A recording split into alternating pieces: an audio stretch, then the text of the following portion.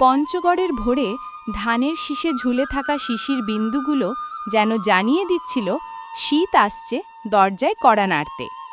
দেশের সর্ব উত্তরের সীমান্তবর্তী জেলা পঞ্চগড়ে পরপর 2 দিন ধরে পড়ছে ঘন কুয়াশা।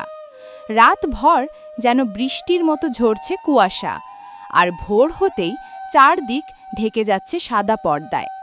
দৃশ্যমানতা কমে কয়েক হাত দূরেই সীমাবদ্ধ, ফলে যানবাহনগুলোকে হেডলাইট জ্বালিয়ে সতর্কভাবে চলাচল করতে হচ্ছে।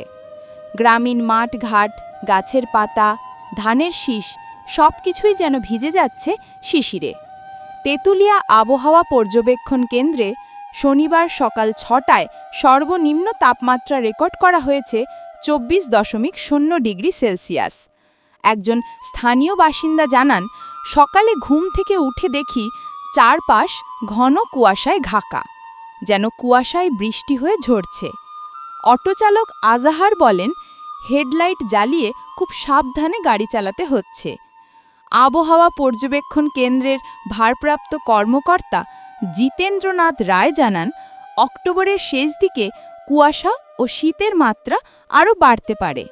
নভেম্বর নাগাদ পুরোপুরি অনুভূত হবে শীতের আমেজ।